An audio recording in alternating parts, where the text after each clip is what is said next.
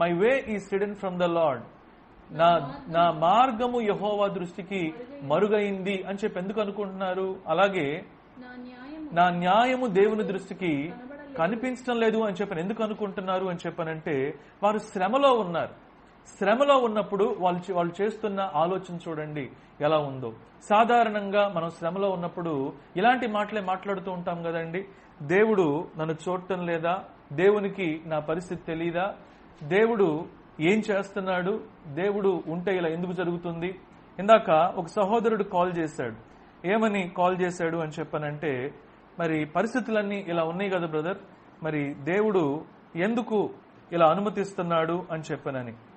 ప్రతి పరిస్థితి మన జీవితంలో అనుమతించటానికి దేవునికంటూ కారణం ఉంటుందండి.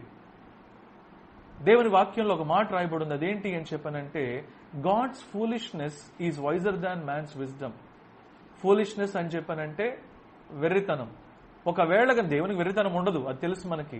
ఒకవేళ గనక మన వెర్రితనం ఉంది అని చెప్పి కనుక మనం అనుకున్నట్లయితే, దేవుని వెర్రితనము కూడా మనుషుల యొక్క మేధాశక్తి కన్నా కూడా ఎంతో అత్యంత తెలివైందంట.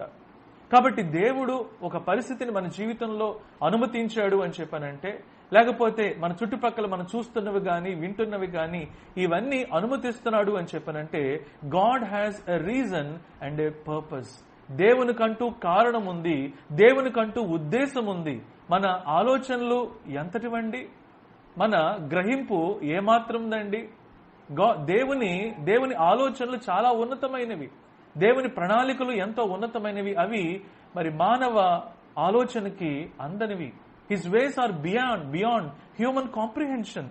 చూడండి ఇక్కడ ఏమని రాయబడి ఉందో ఆ కింద వచనంలో కనుక చూసినట్లుగా అయితే 28వ వచనం. ఆయన 28వ వచనం, my cause is disregarded by my God. ఆ తర్వాత చదవండి. నీకు తెలియలేదా, నీవు వినలేదా, భూదిగంతములను సృజించిన యెహోవా నిత్యుడగు దేవుడు. ఆయన సొమ్మసిల్లడు, ఆయన అలయడు, ఆయన జ్ఞానమును శోధించుట అసాధ్యము. హల్లెలూయా. చాలా మంది అనుకుంటున్నారు, ఈరోజు ప్రశ్నిస్తున్నారు, ఏమిటి అని చెప్పినట్టు దేవుడు ఉంటే ఎందుకండి ఇలా జరుగుతుంది? అవన్నీ క్రైస్తవ దేశాలు కదండి, క్రైస్తవ దేశాలు అయితే మరి వాళ్ళకి ఎందుకండి ఇటువంటి కష్టం వస్తుంది? ఆ క్రైస్తవ దేశాల వల్లనే ఇటువంటివన్నీ కూడా వస్తున్నాయండి అని చెప్పనని అనేక మంది అనేక రకాలుగా మాట్లాడుతున్నారు. దేవునికి తెలుసు, ప్రతి మనిషి మాట్లాడే ప్రతి మాట దేవునికి తెలుసు. ఏ ఉద్దేశంతో మాట్లాడుతున్నారో దేవునికి తెలుసు. మనుషుల తలంపులు దేవునికి తెలుసు, మనుషుల ఆలోచనలు దేవునికి తెలుసు, ఆ ఆలోచన వెనకాల ఉద్దేశము కూడా దేవునికి తెలుసు. అయితే దేవుడు అంటున్న మాట, ముఖ్యంగా దేవుని ప్రజలతో దేవుడు అంటున్న మాట ఏంటి అని చెప్పనంటే, నీకు తెలియలేదా, నువ్వు వినలేదా? ఏం తెలియాలి, ఏం వినాలి? దేవుని వాక్యం మనం తెలుసుకున్నప్పుడు, దేవుని మాటలు మనం విన్నప్పుడు మనం తెలుసుకోవాల్సింది ఏంటి అని చెప్పనంటే, our God is a sovereign God. మన దేవుడు సార్వభౌముడైన దేవుడు. ఎటువంటి దేవుడు అండి? దేవుడు సార్వభౌముడైన దేవుడు అంటే అన్నిటి మీద కూడా అధికారము, ఆధిపత్యం కలిగిన దేవుడు. దేవుని అధికారము లేకుండా, దేవుని అనుమతి లేకుండా, మరి దేవుని జ్ఞానము లేకుండా ఏది కూడా జరగటం లేదు అనే విషయం తెలియాలి. నెంబర్ 2, మనం తెలుసుకోవాల్సింది ఏంటి అని చెప్పనంటే, దేవుడు ఏమైనా చేయడానికి సర్వశక్తి కలిగిన దేవుడు అనే విషయం మనం తెలుసుకోవాలి. నెంబర్ 3, ఈ దేవుడు నీతిమంతుడు, న్యాయవంతుడు అనే విషయం కూడా మనం తెలుసుకోవాలి. హల్లెలూయా, హల్లెలూయా. ఈయన నీతిమంతుడు, న్యాయవంతుడు. నెంబర్ 4, ఈయన ప్రేమామయుడు అనే విషయాన్ని కూడా మనం తెలుసుకోవాలి. ఈరోజు చాలా మంది దేవుని మాటలు వినటానికి తీరిక లేదు గాని, దేవుని వాక్యం చదవడానికి తీరిక లేదు గాని, టీవీలు చూడటానికి చాలా తీరిక ఉంది, లేకపోతే ఇతరత్ర మాటలు మాట్లాడుకోవడానికి చాలా తీరిక ఉంది, లేకపోతే లోక సంబంధమైన వ్యవహారాల్లో, కార్యకలాపాల్లో గడపటానికి చాలా తీరిక ఉంది. ఇటువంటివన్నీ కూడా మనిషిల అవిశ్వాసాన్ని తీసుకొస్తాయి గాని, అనవసరమైన ప్రశ్నలు వేసే విధంగా చేస్తాయి కానీ, నిజముగా దేవునితో సమయాన్ని గడిపే వ్యక్తి, దేవుని వైపు చూసే వ్యక్తి, దేవుని మాటలు శ్రద్ధగా వినే వ్యక్తి, దేవుడు చేసిన గొప్ప కార్యాలని ధ్యానించే వ్యక్తి ఎప్పుడూ కూడా విశ్వాసము కలిగి ఉంటాడు. చూడండి, ఒక్కసారి మనం దేవుని వాక్యాన్ని చూద్దాం. ద బుక్ ఆఫ్ జడ్జెస్, న్యాయాధిపతులు 6వ అధ్యాయం గనక చూస్తే అక్కడ మనకు ఒక వ్యక్తి కనపడతాడండి. చూద్దామండి. న్యాయాధిపతులు 6వ అధ్యాయం 13వ వచనం ఒకసారి చూడండి. గిద్యోను చిత్తమున ఏలినవాడా, యెహోవా మాకు తోడై ఉండిన ఎడల ఇదంతయు మాకు ఏల సంభవించెను. యెహోవా ఐగుప్తులో నుండి మమ్మల్ని రప్పించని చెబుచు మా పితరులు మాకు వివరించిన ఆయన అద్భుత కార్యములన్నీ ఏమాయను, యెహోవా మమ్మల్ని విడిచిపెట్టి మిద్యానీయుల చేతికి మమ్మలను అప్పగించనని అతనితో చెప్పెను. చూసారా అండి, ఏమంటున్నాడు గిద్యోను తోటి? If the Lord is with us, why has all these things happen to us? దేవుడు మాతో ఉంటే, దేవుడు మా పక్షాన ఉంటే ఈ పరిస్థితి మాకెందుకు వచ్చింది అని చెప్పంటూ మరలా హిస్టరీ ఎత్తుతున్నాడు. ఏమిటి హిస్టరీ అని చెప్పనంటే, దేవుడు ఐగుప్తు దేశంలో నుంచి ఇశ్రాయేలు ప్రజల్ని బయటికి తీసుకొచ్చాడు కదా, దేవుడు ఐగుప్తు దేశంలో అద్భుతాలు చేశాడు కదా, ఆశ్చర్య కార్యాలు చేశాడు కదా, మహత్కార్యాలు చేశాడు కదా, గొప్ప కార్యాలు చేశాడు కదా, ఎర్ర సముద్రాన్ని చీల్చి వాళ్ళని బయటికి తీసుకొచ్చాడు కదా, 40 సంవత్సరాలు వాళ్ళని పోషించాడు కదా, 40 సంవత్సరాలు వాళ్ళకి రక్షణగా ఉన్నాడు కదా, 40 సంవత్సరాలు వాళ్ళకి తోడుగా ఉన్నాడు కదా, ఎన్నో అద్భుతాలు ఆశ్చర్య కార్యాలు వాళ్ళ మధ్యలో చేశాడు కదా. మరి ఆ దేవుడు ఈరోజు ఏమయ్యాడు? The Lord has abandoned us. దేవుడు మమ్మల్ని విడిచిపెట్టేశాడండి అని చెప్పని మాట్లాడుతున్నాడు. దీన్నే సగం జ్ఞానము అని చెప్పని అంటారు. ఇది సంపూర్ణమైన జ్ఞానము కాదు. దేవుని గురించి, దేవుని అద్భుతాల గురించి మాత్రమే కొంతమంది మాట్లాడేవారుగా ఉంటారు, కానీ దేవుని మనస్సు తెలియని వాళ్ళు చాలా మంది అండి. ఎప్పుడూ కూడా మనకు దేవుని మనసు తెలియాలి అని చెప్పనంటే దేవుని వాక్యాన్ని క్షుణ్ణంగా చదవాలి, దేవుని వాక్యాన్ని ధ్యానించాలి. అందుకే వాక్యంలో రాయబడిన మాట ఏమిటి అని చెప్పనంటే, దుష్టుల ఆలోచన చొప్పున నడవక, పాపుల మార్గం నిలవక, అపహాసకులు కూర్చుండు చోటను కూర్చుండక, యెహోవా ధర్మశాస్త్రమునందు ఆనందించుచు దివారాత్రములు దానిని ధ్యానించువాడు ధన్యుడు. ఎందుకు ధన్యుడు అని చెప్పనంటే, ఆ వ్యక్తి దేవుని వాక్యాన్ని ధ్యానిస్తాడు గనక దేవుని మనసు తెలుసుకుంటాడు, దేవుని ఆలోచన తెలుసుకుంటాడు, దేవుని చిత్తాన్ని తెలుసుకుంటాడు. ఆ ప్రకారం ఆ వ్యక్తి జీవించినప్పుడు వాక్యంలో రాయబడి ఉంది, అతడు నీటి కాలువలు యోరను నాటబడినదై ఆకు వాడక తన కాలమందు ఫలమిచ్చు చెట్టు వలె నుండును, అతడు చేయనుదంతయు సఫలమగును. Whatever he does he prospers. అతను ఏం చేసినప్పటికి కూడా అతడు సఫలీకృతం అవుతాడు అని చెప్పనని వాక్యం సెలవిస్తుంది. ఈరోజు దేవుని మనస్సును మనం తెలుసుకునే స్థాయిలోకి వెళ్ళటం లేదు. చాలా మందికి దేవుని మనస్సును తెలుసుకోవాలి అనే మనసు కూడా లేదు. దేవునితో సహవాసం చేయాలి అనే మనసు మనలోకి ఎప్పుడు వస్తుందో, దేవుని మనసు తెలుసుకోవాలి అనే మనసు మనకు వస్తుంది. దావీదుని గురించి దేవుడు చెప్పిన మాట, ఇతను నా హృదయానుసారుడు. అంటే అర్థం ఏంటి? నా హృదయమును ఎరిగి ప్రవర్తించేవాడు. ఏమిటండి? నా హృదయమును ఎరిగి ప్రవర్తించేవాడు దావీదు. కాబట్టి దావీదు ఎప్పుడూ కూడా దేవుని సన్నిధిలో మరి గడపటానికి ఇష్టపడేవాడు. దేవుణ్ణి రోజుకి 7 మార్లు స్తుతించేవాడంట దావీదు. మరి దేవుని సన్నిధిలో ఎక్కువగా ప్రార్థన చేసేవాడు దావీదు. కాబట్టే దేవుని మనస్సును ఎరిగి ప్రవర్తించాడు. ఈ గిద్యోను చెబుతున్న మాట ఏమిటి అని చెప్పనంటే, ఆ పూర్వమును గురించిన గొప్ప కార్యాల గురించి చెబుతున్నాడు గాని, దేవుడు మమ్మల్ని విడిచిపెట్టేశాడు అని చెప్పనని నిష్ఠూరాలు అయితే ఆడుతున్నాడు గాని, వారు ఎదుర్కొంటున్న పరిస్థితులను బట్టి దుఃఖపడుతున్నాడు, బాధపడుతున్నాడు గాని, అసలు ఈ పరిస్థితి ఎందుకు వచ్చింది అనే ఆలోచన గిద్యోనికి లేదండి. ఆనాడు గిద్యోనికి లేదు, ఈనాడు మనలో చాలా మందికి లేదు. యాకోబు, నువ్వు ఎలా అనుచున్నావు? ఇశ్రాయేలు, నువ్వు ఎలా చెప్పుచున్నావు ఇలాగా? నీ దేవుని గురించి నీకు తెలియదా? నీ దేవుడు సర్వశక్తి కలిగిన వాడని నీకు తెలియదా? నీ దేవుని యొక్క జ్ఞానము ఏమాత్రము కూడా శోధించలేంది అనే విషయం నీకు తెలియదా అని చెప్పని దేవుడు అంటున్నాడు గిద్యోనుతో. గిద్యోను దేవుని దగ్గరకు వచ్చి మరి నిష్ఠూరము ఆడుతుంటే అసలు కారణం ఏంటో చూద్దాం. గిద్యోనేమో ఈ విధంగా మాట్లాడుతున్నాడు కదండి. అయితే వాక్యము ఇశ్రాయేలు ప్రజలకి ఆ పరిస్థితి ఎందుకు వచ్చిందో ఒకసారి చూద్దాం. 6వ వచనం చూద్దామండి ఒకసారి. 6వ అధ్యాయం 1వ వచనం. ఇశ్రాయేలు యెహోవా దృష్టికి ఇశ్రాయేలు యెహోవా దృష్టికి దోషులైనందున యెహోవా 7 వాళ్ళని మిద్యానీయులకు అప్పగించను. మనం ఎప్పుడూ కూడా మర్చిపోకూడదు ఏంటంటే దేవుని విధానాలండి. దేవుని మనస్సు మనకు తెలుసుకోవాలండి. దేవుడు ఎప్పుడూ కూడా క్రమశిక్షణలో పెట్టే దేవుడే కానీ చంపడానికి ఇష్టపడే దేవుడు కాదండి. అర్థమవుతుందా? ఏ తల్లిదండ్రులైనా సరే వాళ్ళ బిడ్డల్ని ఎందుకు శిక్షిస్తారు అని చెప్పనంటే వాళ్ళలో ఉన్న చెడు వాళ్ళ ప్రాణం తీస్తుందని, వాళ్ళల్లో ఉన్న చెడు వాళ్ళ జీవితాన్ని పాడు చేస్తుందని, వాళ్ళలో ఉన్న చెడు వాళ్ళని వృద్ధిలోనికి తీసుకురాకుండా చేస్తుందని, వాళ్ళలో ఉన్న చెడు వాళ్ళకి మంచి పేరు తీసుకురాదని, వాళ్ళలో ఉన్న చెడు వాళ్ళు మరి మంచి ప్రణాళికల్లోకి రాలేరని చెప్పనని తల్లిదండ్రులు ఏం చేస్తారు? వాళ్ళని క్రమశిక్షణలో పెడతారు. క్రమశిక్షణ ఎప్పుడూ కూడా స్వీట్ గా ఉండదండి.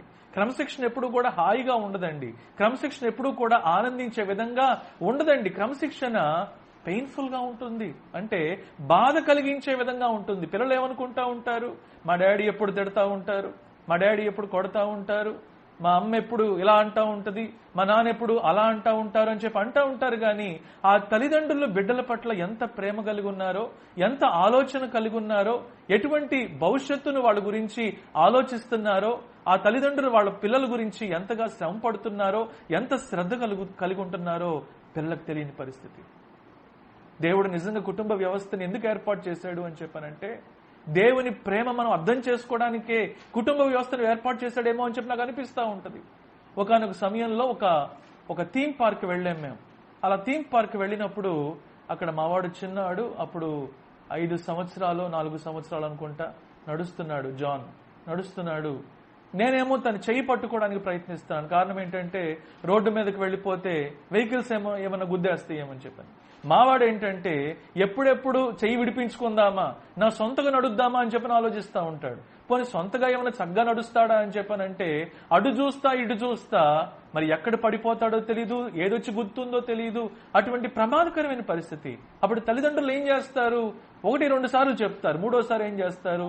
గట్టిగా చెప్తారు. గట్టిగా చెప్పకపోతే, గట్టిగా చెప్పినప్పుడు కూడా వినకపోతే ఏం చేస్తారు? ఒకటేస్తారు కదండి. పిల్లలు ఏం చేస్తారు? ఏడుస్తారు. కానీ తల్లిదండ్రుల ఉద్దేశం ఆ దెబ్బ ఎందుకు పడింది, ఆ గద్దింపు ఎందుకు వచ్చింది అని చెప్పనంటే తన బిడ్డ మరణించకూడదని. ఎందుకండి? తన బిడ్డ మరణించకూడదని, తన బిడ్డ ప్రమాదంలో పడకూడదని, తన బిడ్డ మరి ఆ భయంకరమైన పరిస్థితిలోనికి వెళ్ళకూడదని తల్లిదండ్రులు ఎవరైనా సరే చెప్తారండి. అందుకే దేవుడు అన్న మాట ఏమిటో తెలుసా? అద్భుతమైన మాట ఒకసారి చూద్దామండి. హెబ్రీలకు రాసిన పత్రిక 12వ అధ్యాయం ఒకసారి చూద్దామండి. దేవుడు చాలా చక్కగా తన మనస్సును గురించి ఇక్కడ చెబుతున్నాడండి. చూద్దాం. హెబ్రీలకు రాసిన పత్రిక 12వ అధ్యాయం ఒకసారి ఓపెన్ చేద్దాం. ఈ 12వ అధ్యాయంలో 6వ వచనం, నా కుమారుడా ప్రభువు చేయు శిక్షను తృణీకరించకము, ఆయన నిన్ను గద్దించినప్పుడు విసుగకము. గద్దించుము అని చెప్పి ఓకే చదవండి. ప్రభువు తాను ప్రేమించిన వారిని శిక్షించి, హల్లెలూయా, ప్రభువు తను ప్రేమించే వారిని ఏం చేస్తాడంటే అండి శిక్షిస్తాడు. తర్వాత తాను స్వీకరించు ప్రతి కుమారుని కూడా ఏం చేస్తాడంటే అండి దండిస్తాడంట. ఏం చేస్తాడు? వాక్యంలో చాలా స్పష్టంగా రాయబడి ఉంది. ఏ తండ్రి అయినా సరే బిడ్డ బ్రతకాలని కోరుకుంటే ఆ బిడ్డల్ని శిక్షించాలంట. నిజంగా శిక్షించకపోతే ఆ కుమారుడు బ్రతకడు. శిక్షించకపోతే, దండించకపోతే ఆ కుమారుడు పట్ల గాని కుమార్తె పట్ల గాని నిజంగా తల్లిదండ్రులకి ప్రేమ లేదనే చెప్పాలి. దేవుడు చెబుతున్నాడు, ఎవరినైతే దేవుడు ప్రేమిస్తాడో వాళ్ళని ఏం చేస్తాడంటే శిక్షిస్తాడంటండి. అలాగే ఎవరినైతే ఆయన చేర్చుకుంటాడో, స్వీకరిస్తాడో అటువంటి వారిని ఏం చేస్తాడంట? దండించును. ఇంగ్లీష్ ఏమనుందో తెలుసా అండి? హీ చేజన్స్, కొడతాడు. దండించును అని చెప్పారంటే కొట్టడం, ఇంకా చెప్పాలంటే కొరడాతో కొట్టడం. ఎందు గురించి అది అని చెప్పానంటే అది కూడా చూద్దాం. 7వ వచనం, శిక్షా ఫలము పొందుటకై దేవుడు కుమారులుగా మిమ్మును చూచుచున్నాడు. తండ్రి శిక్షింపని కుమారుడు ఎవడు? కుమారులైన వారందరూ శిక్షలో పాలు పంపులు పొందుచున్నారు. హల్లెలూయా. ఎన్నోసార్లు నేను మందిరంలో వాక్యం చెప్పినప్పుడు నేను నా సొంత ఉదాహరణే చెప్పాను. మరి చిన్నప్పటి నుంచి కూడా మా నాన్నగారు చాలా స్ట్రిక్ట్ గా ఉండేవారు. ఆయన చూస్తేనే మాకు భయం, అంత స్ట్రిక్ట్ గా ఉండేవారు. ఆయన ఒక మంచి మార్గంలో నడుస్తూ మేము కూడా ఆ మార్గంలో నడవాలని చెప్పని కోరుకునేవారు. మరి కొన్నిసార్లు గద్దించేవారు, మరి అవసరమైతే దండించేవారు. ఇవన్నీ కూడా చాలా కఠినంగా అనిపించేవి. ఏంటి ఎప్పుడు కూడా మా నాన్నగారు అది చేయొద్దు అంటున్నారు, ఇది చేయొద్దు అంటున్నారు, అది చూడొద్దు అంటున్నారు, ఇది చూడొద్దు అంటున్నారు, ఎప్పుడు రిస్ట్రిక్షన్స్ అయినా అని చెప్పనని ఎప్పుడు నాకు అనిపిస్తా ఉండేది. కానీ నేను ఎప్పుడైతే మారు మనసు పొందానో, ఎప్పుడైతే ప్రభువుని తెలుసుకున్నానో నాకు అనిపించింది నిజంగా వాళ్ళు ఆ రోజు అంత స్ట్రిక్ట్ గా ఉండకపోయినట్లయితే, శిక్షించకపోయినట్లయితే, గద్దించకపోయినట్లయితే నా పరిస్థితి ఇంకెలా ఉండేదో అని చెప్పనని ఎంతో దుఃఖపడ్డాను. అలాగే దేవుణ్ణి ఎంతో స్తుతిస్తున్నాను అటువంటి తల్లిదండ్రులు నాకు ఇచ్చినాను. దేవుడు కూడా ఇక్కడ ఏమని చెబుతున్నాడండి, చదవండి ఈ మాట. శిక్షాఫలం పొందుటకై మీరు సహించుచున్నారు, దేవుడు కుమారులుగా మిమ్మల్ని చూచుచున్నాడు. తండ్రి శిక్షింపని కుమారుడు ఎవడండి? కుమారులైన వారందరూ శిక్షలో పాలు పంపులు పొందుచున్నారు. మీరు పొందని ఎడల దుర్బీజులే గాని కుమారులు కారు. 10వ వచనం చదువుదాం. వారు కొన్ని దినముల మట్టుకు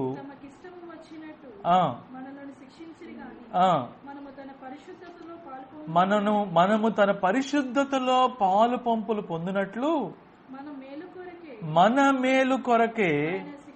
హల్లెలూయా. ఎందుకంటే దేవుడు శిక్షిస్తుంది తన పరిశుద్ధతలో మనం పాలు పంపులు పొందినట్లు. ఇంకా దేనికంట? మన మేలు కొరకే ఆయన శిక్షిస్తున్నాడు. 11వ వచనం.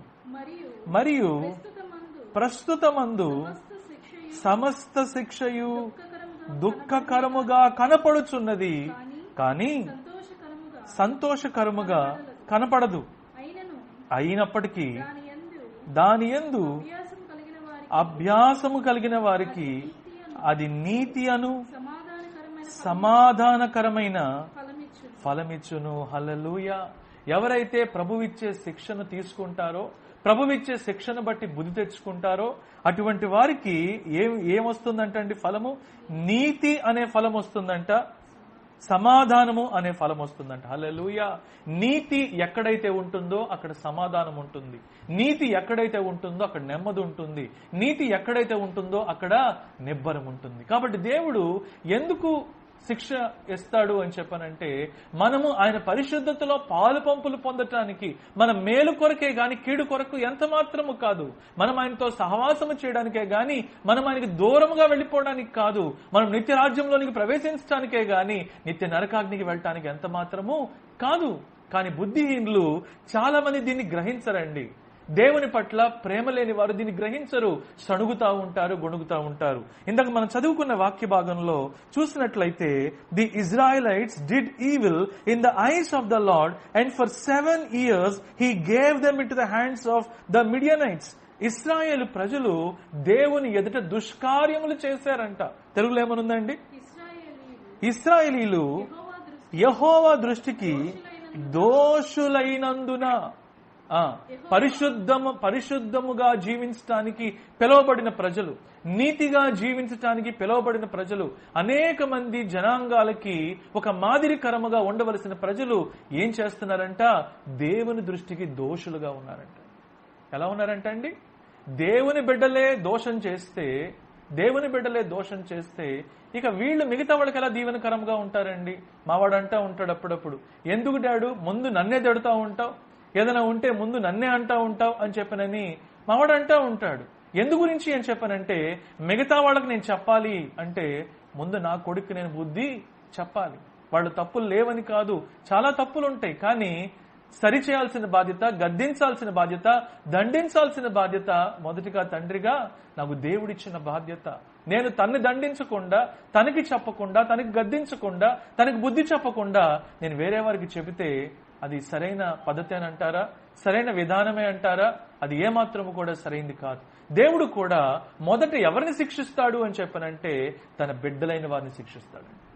హల్లెలూయా. ఎవరిని శిక్షిస్తాడు? తన బిడ్డలైన వారిని శిక్షిస్తాడు. తన బిడ్డల పట్ల దేవునికి ఉన్న ఆలోచన ఏంటి అని చెప్పనంటే, you are a holy nation, మీరు పరిశుద్ధమైన జనాంగము, నా సొత్తైన ప్రజలు. You are peculiar people, you are a holy nation, you are the children of the living God. మీరు దేవుని యొక్క బిడ్డలు. అట్లాంటి బిడ్డలు ఎలా జీవించాలి? ఈ ప్రశ్న అపవాది ఏదంటారా? ఈ ప్రశ్న అపవాది దేవుని దగ్గర వేయదంటారా? ఈ ప్రశ్న దేవుణ్ణి ఎరగని వాళ్ళు వేయరంటారా? ఈ ప్రశ్న దేవునికి విరోధులు దేవుణ్ణి వేయరంటారా? ఏమండి, మీ బిడ్డలు ఎన్ని చేస్తున్నా ఏమి చేస్తున్నా ఇది ఓకేనా అని చెప్పి అనరా? మన దేవుడు నీతిమంతుడు, మన దేవుడు న్యాయవంతుడు, మన దేవుడు ప్రేమమయుడు. ఎప్పుడు ఈ మాటలు మర్చిపోకూడదండి. మన దేవుడు నీతిమంతుడు, మన దేవుడు న్యాయవంతుడు, మన దేవుడు ప్రేమమయుడు. కాబట్టే మన మేలు కొరకు ఆయన ఏం చేస్తున్నాడు? శిక్షిస్తున్నాడు. రాయబడి ఉంది అక్కడ 7 సంవత్సరాలు అని. 7 సంవత్సరాలు దాటించలా దేవుడు. ఎందు గురించి? ఆ సమయం ఏర్పాటు చేశాడు. ఆ సమయం వరకే వాళ్ళని శిక్షించాలి అని దేవుడు ఏర్పాటు చేశాడు. చదవండి, భరించనంతగా దేవుడు ఎప్పుడు కూడా శిక్ష పంపించడండి. దేవుని యొక్క శిక్ష వెనకాల, ఆ క్రమశిక్షణ వెనకాల ఉద్దేశం ఏంటి అని చెప్పనంటే మనలో మారు మనస్సు, మనం తెలుసుకుంటామని, మనం మార్చుకుంటామని, మన జీవితాల్ని సరిచేసుకుంటామనే దేవుడు ఏం చేస్తాడు? మన జీవితంలో కొన్ని కఠినమైన పరిస్థితుల్ని అనుమతిస్తాడు. కానీ ప్రజలేమనుకుంటున్నారండి? ప్రజలేమనుకుంటున్నారు? గిద్యోను చూడండి ఏమంటున్నాడు? మమ్మల్ని దేవుడు విడిచిపెట్టేశాడు, మమ్మల్ని దేవుడు వదిలిపెట్టేశాడు. దేవుడే కనుక మాతో నిజంగా ఉంటే ఈ అద్భుతాలు ఈ అద్భుతాలన్నీ ఏమైపోయినాయి? దేవుడు మమ్మల్ని ఎందుకు రక్షించడం లేదు? దేవుడు మమ్మల్ని ఎందుకు విడిపించడం లేదు? చాలా మంది సహోదరులు నాకు కాల్ చేస్తూ ఉంటారు. వాళ్ళు చెబుతూ ఉంటారు, అన్నయ్య నాకే ఎందుకన్నయ్య ఈ పరిస్థితి, నేనే ఎందుకన్నయ్య ఈ పరిస్థితిలో వెళుతున్నాను, నాకే ఎందుకన్నయ్య ఇటువంటి శిక్ష, ఇటువంటి కఠినమైన పరిస్థితి అని చెప్పి అంటూ ఉంటారు. దేవునికి మీ జీవితం అంతా తెలుసు. దేవునికి నా జీవితం అంతా తెలుసు. మన జీవితంలో ఎదుర్కొంటున్న ప్రతి పరిస్థితి కూడా దేవుని అనుమతి లేకుండా అది జరగటం లేదు, మనం ఎదుర్కోవటం లేదు అనే విషయాన్ని మనం ఖచ్చితంగా తెలుసుకోవాలండి. మన జీవితంలో జరుగుతున్న సమస్తం దేవునికి తెలుసు. దేవునికి శక్తి లేక కాదు, దేవునికి చేతగా కాదు. 59 యెషయా గ్రంథం 59వ అధ్యాయం గనక మనం చూస్తే మొదటి 2 వచనాలు గనక చూస్తే, విననేరకుండినట్లు యెహోవా చెవులు మందము కాలేదు, రక్షింపనేరకుండినట్లు ఆయన చేతులు కొరచ కాలేదు. మీ దోషములు మీకును మీ దేవునికి అడ్డముగా వచ్చెను. హల్లెలూయా, హల్లెలూయా. తప్పులు చేశారు కదా అని చెప్పనని దేవుడు పూర్తిగా ప్రజల్ని వదిలిపెట్టాడండి. తప్పులు చేస్తే వాళ్ళ మీదకి క్రమశిక్షణ చర్యలు తీసుకుంటాడే కానీ వాళ్ళని పూర్తిగా వదిలిపెట్టేవాడు కాదు. వదిలిపెట్టేవాడైతే ఇక్కడ చూడండి 6వ అధ్యాయంలో కనుక చూస్తే చాలా స్పష్టంగా దేవుడు ఒక ప్రవక్తను పంపించాడండి. 6వ అధ్యాయంలో 7వ వచనం కనుక చూస్తే, బాధను బట్టి ఇశ్రాయేలీలు యెహోవా అంటే వాళ్ళ శ్రమలో ఏం చేశారండి? దేవునికి మొరపెట్టారు. అలా మొరపెట్టినప్పుడు దేవుడు ఏం చేశాడు? యెహోవా ఇశ్రాయేలు యొద్దకు ప్రవక్తనొకరిని పంపాను. ప్రవక్త అని చెప్పంటే ఇంతకు ముందు కూడా చెప్పాను నేను. ప్రవక్త అని చెప్పనంటే దేవుని మాటలు మాట్లాడేవాడు, దేవుని దగ్గర నుంచి వర్తమానాన్ని అందించేవాడు.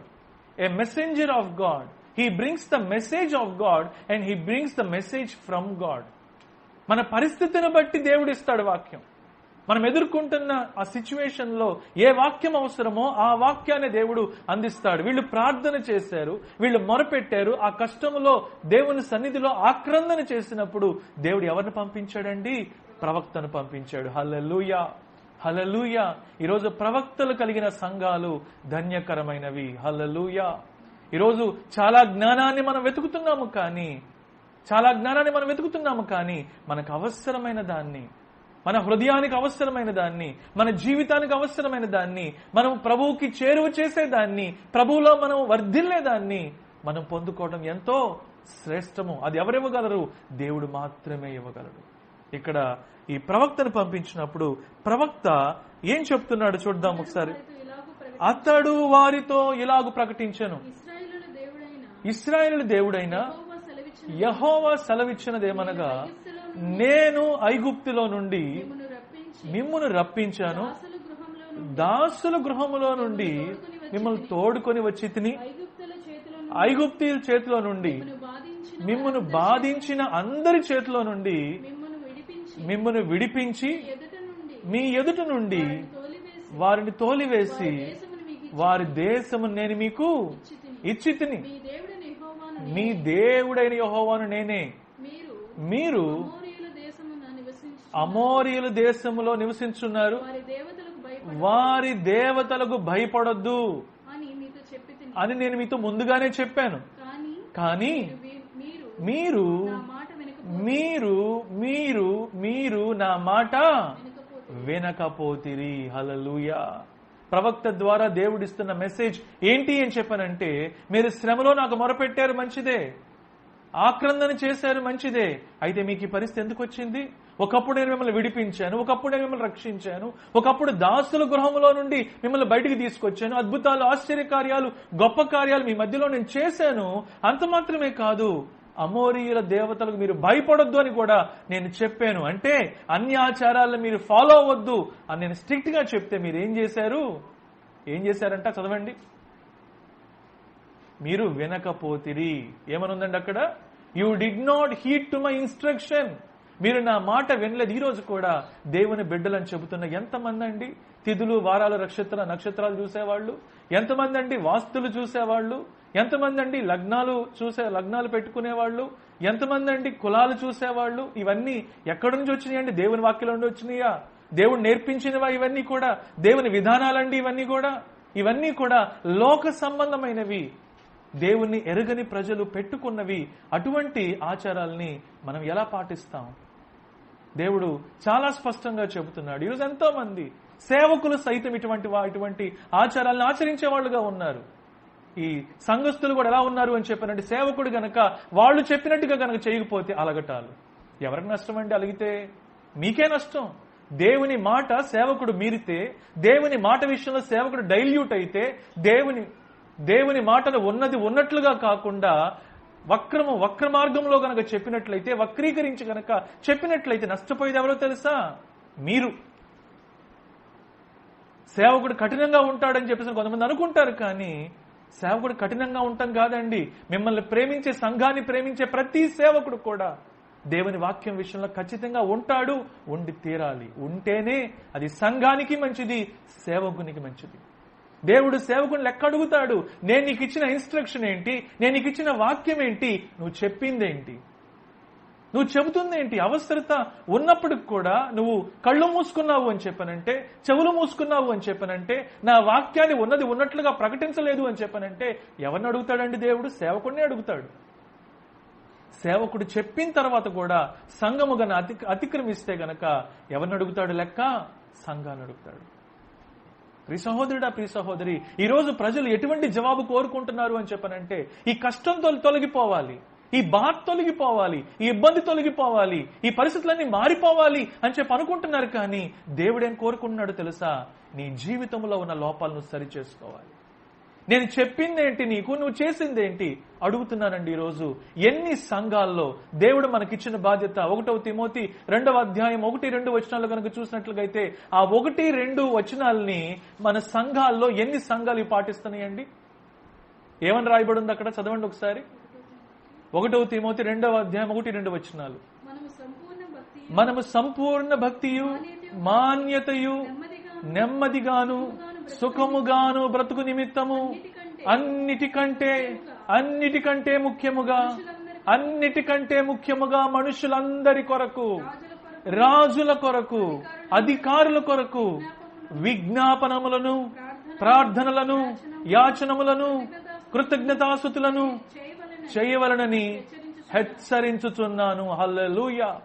హెచ్చరిక అంటే ఏంటండి? ఉపదేశించడం కాదండి, ఉపదేశించడం వేరు, హెచ్చరించడం వేరు. ప్రమాదము ఉంది అని చెప్పన్నప్పుడు ఏం చేస్తాం?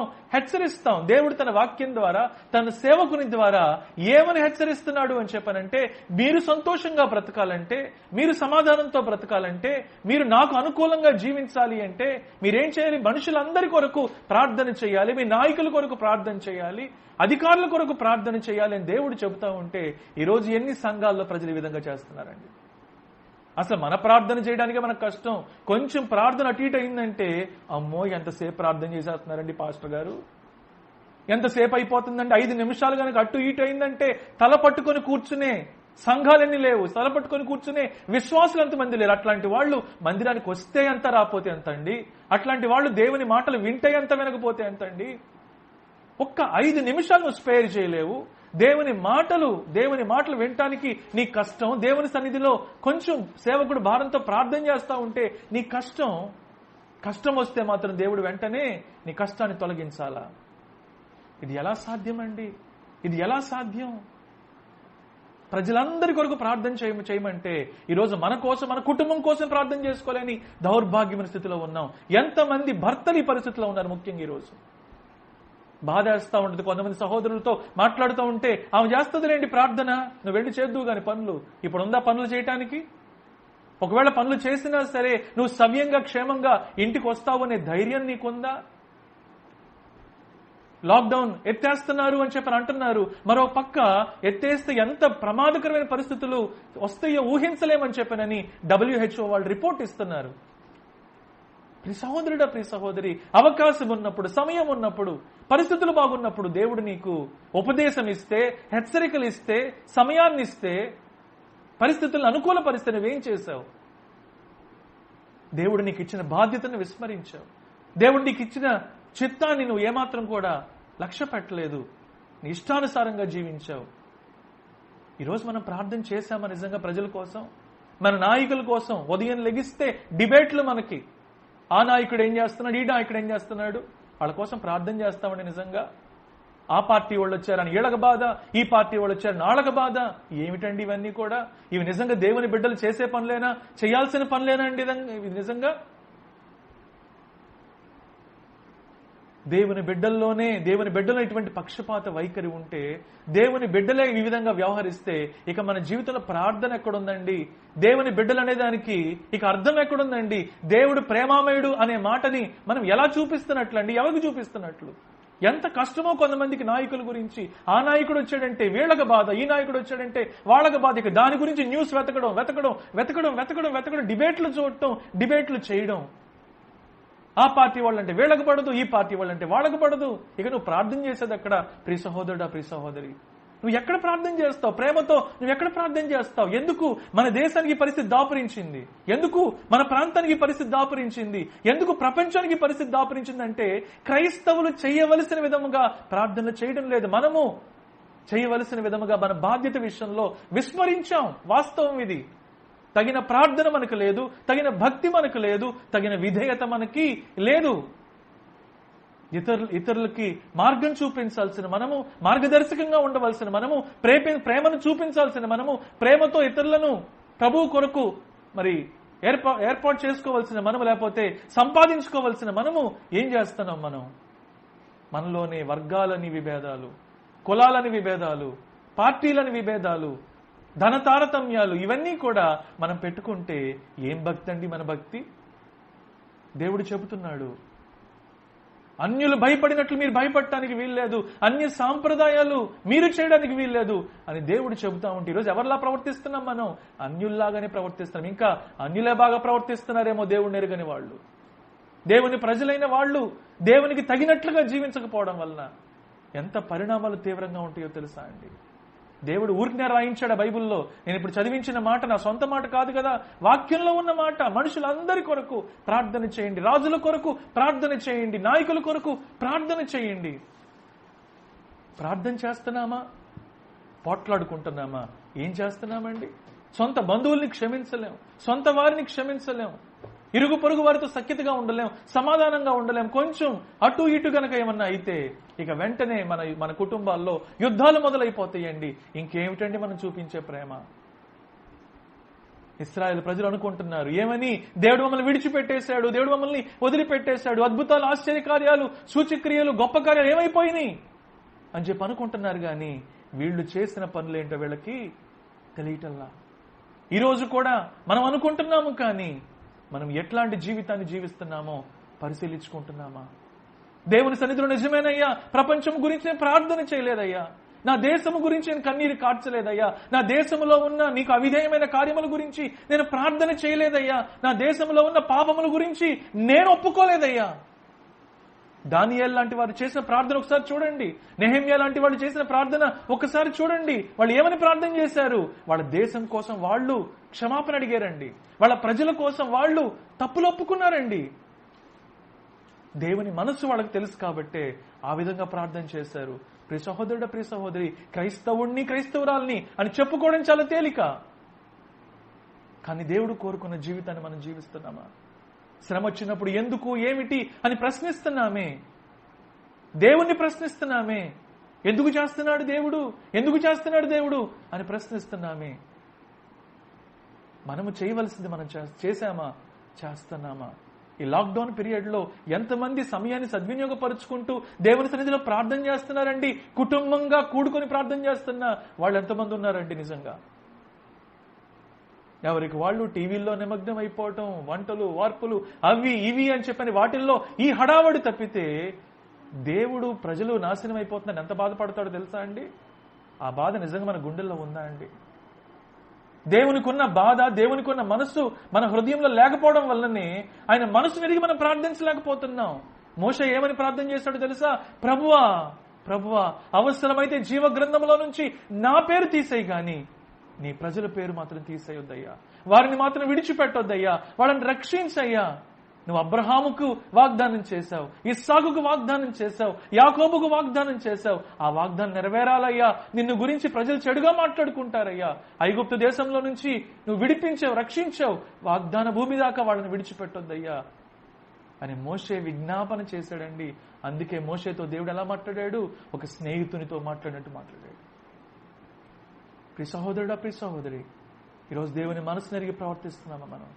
ఆ ప్రవక్త చెప్పాడు మాట, వాళ్ళకి కావాల్సింది ఆ మాటలు కాదు. ఏ మాటలు కావాలంటే దేవుడు తీసేస్తున్నాడు, మరొక నెలలో దేవుడు ఈ విపత్తును తీసేస్తాడు, ఇట్లాంటి మాటలు కావాలి ఈరోజు మనకి.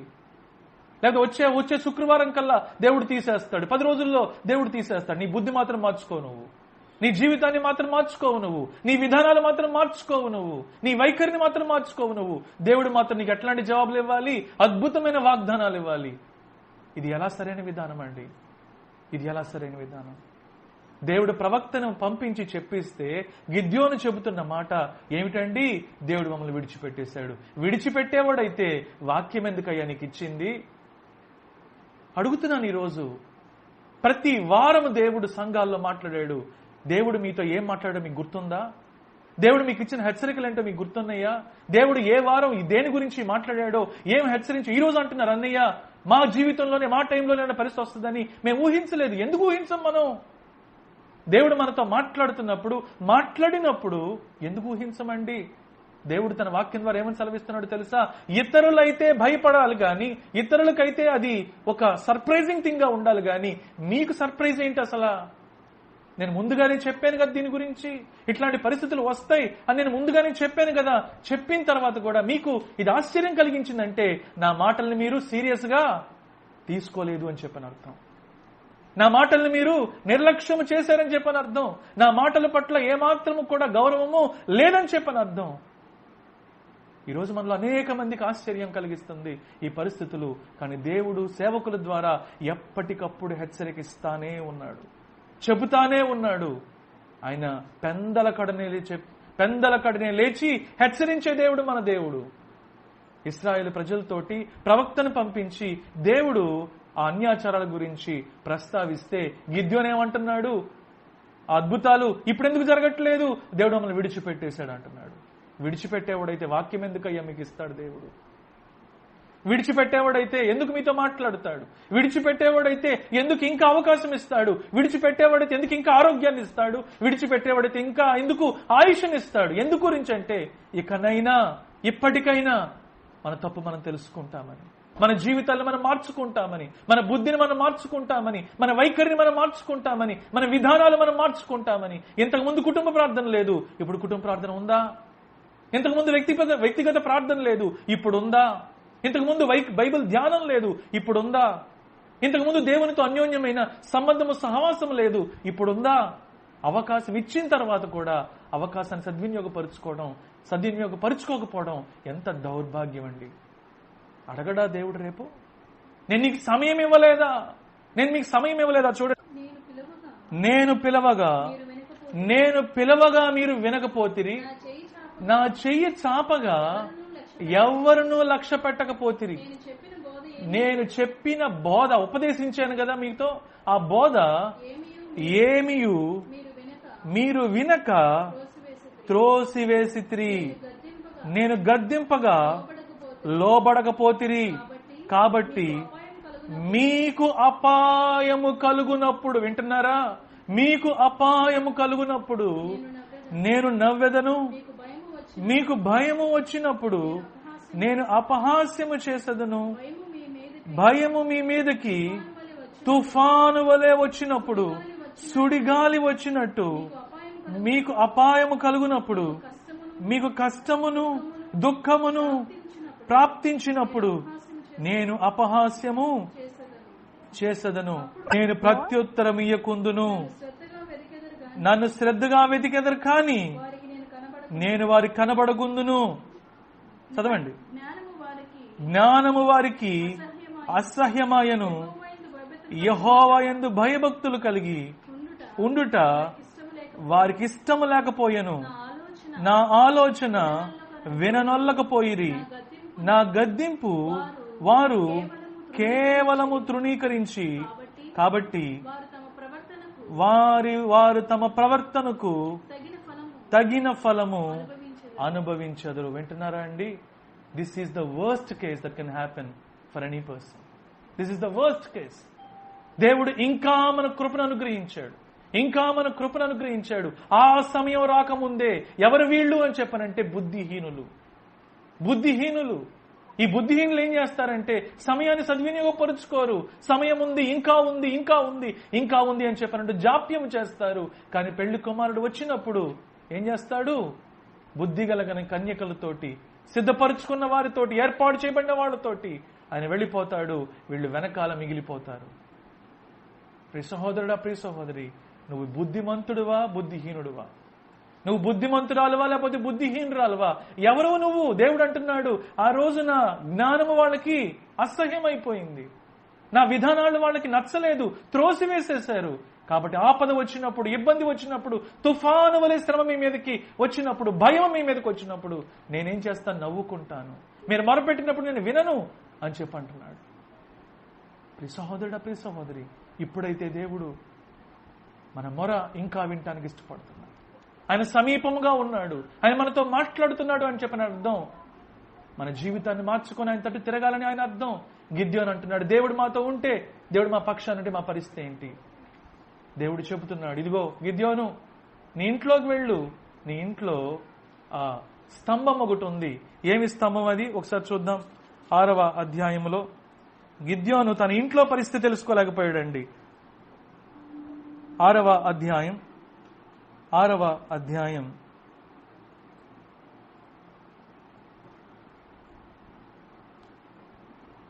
వచనం చూడండి ఒకసారి. 25వ వచనం. మరియు ఆ రాత్రి అందే యెహోవా నీ తండ్రి కోడెను అనగా 7 ఏండ్ల రెండవ ఎద్దును తీసుకొని వచ్చి నీ తండ్రి కట్టిన ఏం బలిపీఠం కట్టాడంటే నాన్న బయలు యొక్క బలిపీఠం కడితే అయ్యగారికి అర్థం కాల. ఎవరికి? గిద్యోను గారికి. దేవుడిని ప్రశ్నిస్తున్నాడు, ఏమని? దేవుడు మా పక్షాన్ని ఎందుకు లేడు? మాకే ఎందుకు ఈ కష్టం వచ్చింది? మాకే ఎందుకు ఈ పరిస్థితి వచ్చింది? మాకే ఎందుకు ఈ దుఃఖం వచ్చింది? ఆ రోజు దేవుడు అద్భుతాలు చేశాడుగా, మరి ఇప్పుడు ఎందుకు చేయటం లేదు? ఆ రోజు ఆపాడుగా, ఇప్పుడు ఎందుకు ఆపటం లేదు? ప్రశ్నలైతే వేస్తున్నాడు. ఇంట్లో పరిస్థితి ఏంటి? తన తండ్రి ఇంట్లో ఏం కట్టించాడంట? బలిపీఠం కట్టించాడంట. ఎవరికి? బయలుదేవతకి. ఈరోజు ఎంతమంది కుటుంబాలు, ఎన్ని హృదయాల్లో ఇటువంటి బలిపీఠాలు ఉన్నాయండి. టీవీ అనే బలిపీఠం, వాట్సాప్ అనే బలిపీఠం, ఫేస్బుక్ అనే బలిపీఠం, ఇన్స్టాగ్రామ్ అనే బలిపీఠం, లోక సంబంధమైన పాప సంబంధమైన వ్యవహారాలనే బలిపీఠం. మందిరానికి వస్తూనే, ప్రార్థనలు చేస్తూనే, దేవుని మాటలు మాట్లాడుతూనే, దేవుని పాటలు పాడుతూనే ఇట్లాంటి బలిపీఠాలు కట్టుకున్న వాళ్ళు లేరా? మంచి మంచి మాటలు మాట్లాడుతూ, మంచి మంచి పాటలు పాడుతూ, కానుకలు ఇస్తూ, పరిచర్య చేస్తూ, అద్భుతంగా ఉన్నవారుగా నటిస్తూ హృదయాల్లో ఇటువంటి బలిపీఠాలు, దేవునికి అసహ్యమైన బలిపీఠాలు కట్టుకున్న వారు లేరా అండి? దేవుడు అంటున్నాడు, ముందు ఆ బలిపీఠాన్ని నువ్వేం చేయాలి? పడగొట్టాలి. హల్లెలూయా, హల్లెలూయా. దేవుడిని పక్షాన కార్యం చేయాలి అని చెప్పనంటే ఏ వ్యర్థమైన విగ్రహాలు ఉన్నాయో, ఏ వ్యర్థమైన బలిపీఠాలు ఉన్నాయో అటువంటి వాటన్నిటిని కూడా నువ్వేం చేయాలి? పడగొట్టాలి. నెంబర్ 2 ఏం చేయాలి? దానికి పైగానున్న ఇంకేం పెట్టాడంటండి ఆయన? దేవతా స్తంభం కూడా పెట్టాడంట. ఉన్నారండి మహానుభావులు, ఇంకా జ్యోతిష్యాలు చూసేవాళ్ళు, ఇంకా వాస్తులు చూసేవాళ్ళు, ఇంకా సిద్ధాంతుల దగ్గరికి పరిగెత్తుకొని వెళ్లేవాళ్ళు, ఇంకా మంచాలు జరిపేవాళ్ళు, బీరువాలు జరిపేవాళ్ళు, బాత్రూములు జరిపేవాళ్ళు, కిచెన్లు జరిపేవాళ్ళు, ఫ్రిడ్జ్లు జరిపేవాళ్ళు. అన్ని జరుపుతారండి, బుద్ధి మాత్రం జరగదు. అన్ని జరుపుతారు. అబ్బా, ఆ సిద్ధాంతి గారికి అండి ఎంత పేరుందండి, ఫలానా వారు వాస్తు ఎంత అద్భుతంగా చెబుతారండి అని చెప్పినని వాళ్ళకి లక్షలు తగలేసి, వేలు తగలేసి, అవి ఇవి జరపటానికి, ఇల్లంతా పడగొట్టి మళ్లీ కట్టడానికి ఇష్టపడతారు. గాని బుద్ధిని మార్చుకోమని దేవుడు చెబితే అది మాత్రం మార్చుకోవడానికి ఇష్టపడరండి. దేవుడు చెబుతున్న నీ ఇంట్లో ఏముంది? బలిపీఠం ఉంది. ఎవరికి బలిపీఠం? అన్య దేవతల కొరకైన బలిపీఠం నీ ఇంట్లో ఉంది. ప్రియ సహోదరుడా, ప్రియ సహోదరి, నీ ఇంట్లో అట్లాంటి బలిపీఠాలు ఏమైనా ఉన్నాయా? నీ ఇంట్లో అట్లాంటి బలిపీఠం ఏదన్నా ఉందా? అంటే దేవుణ్ణి పక్కన పెట్టేసి ఇంకా దేనన్నా సరే నువ్వు ఆరాధిస్తున్నావా, పూజిస్తున్నావా, సమయాన్ని కేటాయిస్తున్నావా, ఇష్టపడుతున్నావా? అది ఏదైనా సరే దేవుడు నాలో ఉన్న విగ్రహాలు చూపించాడు ఇంతకు ముందు, వాటిని నేను సరి చేసుకున్నాను. ఒకనొక సమయంలో వార్తలు అధికంగా చూసేవాడిని, దేవుడు నాకు తెలియపరిచాడు. వార్తలు అవసరమే, కానీ అధికంగా అవసరం లేదు. కొంతమంది అయితే ఇక ఆగదు టీవీ. ఆ వార్తలు మళ్లీ చెప్పి, ఈ టీవీ నేనోడైతే చెప్పిందే చెప్పి మళ్లీ చెప్పి ఎన్నిసార్లు చెప్పినా ఆ వార్తలు చూస్తానే ఉంటారు. ఏమండి, ఎటువంటి బలిపీఠాలు ఉన్నాయండి మన జీవితాల్లో? ఎటువంటి బలిపీఠాలని? మందిరానికి వస్తూ కూడా వడ్డీలు ఇస్తున్న వాళ్ళు ఉన్నారా? ఇంకా ఇట్లాంటి బలిపీఠాలు కట్టుకొని ఇంకా దేవుడు నన్ను రక్షించట్లేదు, దేవుడు నన్ను కాపాడటం లేదు అని మొరపెడుతున్న వారు ఉన్నారా? ఇంకా అట్లాంటి వాళ్ళతోనే దేవుడు మాట్లాడుతున్నాడు. ఆ దేవతా స్తంభం ఉంది కదా, ఆ స్తంభాన్ని కూడా నువ్వేం చేయాలి? నరికివేసి తగిన ఏర్పాటుతో నీ బండ కొనను, నీ దేవుడైన యెహోవాకు బలిపీఠము కట్టి. హల్లెలూయా, హల్లెలూయా. ఆ బలిపీఠాలను పడగొట్టి నువ్వేం చేయాలి? నీ దేవునికి బలిపీఠం కట్టాలంటే నీ జీవితాన్ని సరి చేసుకొని ప్రార్థనా జీవితాన్ని ప్రారంభించాలి. పరిశుద్ధమైన జీవితాన్ని జీవించడానికి నువ్వేం చేయాలి? అర్పించుకోవాలి, సమర్పించుకోవాలి. చదవండి. ఆ రెండవ కోడను తీసుకొని వచ్చి నీవు నరికిన ప్రతిమ యొక్క కర్రతో దహన బలిని అర్పించి అతని దహన బలిని అర్పించమని అతనితో చెప్పాను. హల్లెలూయా. గిద్యోను ఏదైతే దేవుడు చెప్పాడో ఆ ప్రకారం చేశాడండి. అప్పుడేం జరిగిందో తెలుసా? గిద్యోను కాదండి అక్కడ యుద్ధం చేసింది, గిద్యోను అలా నిలబడ్డాడంతే. గిద్యోను పక్షాన దేవుని సేవనలు బయలుదేరినాయండి. హల్లెలూయా, హల్లెలూయా. గిద్యోను అలా మనిషి కనపడుతున్నాడంతే. గిద్యోను చేసిందల్లా దేవుని మాటకు విధేయత చూపించాడంతే. గిద్యోను ఎప్పుడైతే విధేయత చూపించాడో దేవుడు పనిచేయడం మొదలు పెట్టాడండి. దేవుడు కదలటం మొదలు పెట్టాడండి. దేవునితో పాటు దేవుని సేనలు, దేవుని సైన్యాలు, దేవుని సమూహాలు కదలటం మొదలు పెట్టినాయండి. శత్రు సమూహాల్ని చిన్నాభిన్నం చేసి నాశనం చేసినాయి. హల్లెలూయా, హల్లెలూయా. యాకోబు, నువ్వేమంటున్నావో నాకు తెలుసు. యాకోబు, నువ్వేం మాట్లాడుతున్నావో నాకు తెలుసు. యాకోబు, నువ్వేం ఆలోచిస్తున్నావో నాకు తెలుసు. నా దేవుడు ఏమైపోయాడు? నాకు న్యాయం తీర్చాడా? నా పరిస్థితి దానికి తెలియదని చెప్పి నువ్వు అనుకుంటున్నావు. నీ దేవుడు సర్వశక్తి కలిగిన దేవుడు. నీ దేవుని యొక్క ఆలోచనను ఎవరు శోధించగలరు? నీ దేవుని యొక్క జ్ఞానమును ఎవరు శోధించగలరు? ఈరోజు దేవుడు మనతో మాట్లాడుతున్నాడు. ఇప్పటికన్నా గిద్యోను వలె దేవుని మాటలు మనం విన్నట్లుగైతే, గిద్యోను తన స్థితిని గ్రహించలేకపోయాడు. ప్రవక్త చెప్పినప్పటికి కూడా అర్థం చేసుకోలేకపోయాడు. ఈరోజు ఎంతో మందికి దేవుడు ఇప్పటికే దేవుని సేవకుల ద్వారా వాక్యాన్ని అందించాడు.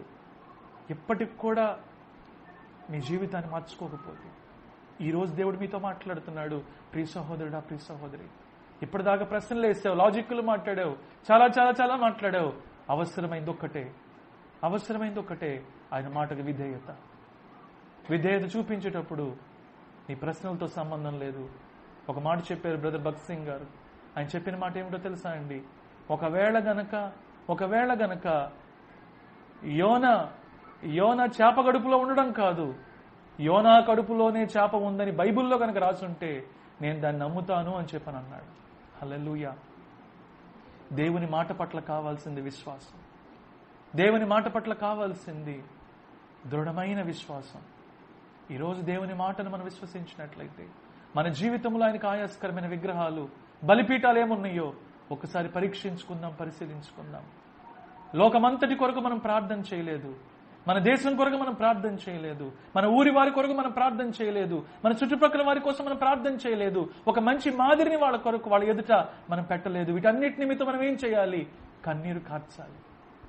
మన పాపాన్ని దేవుని ఎదుట ఒప్పుకోవాలి.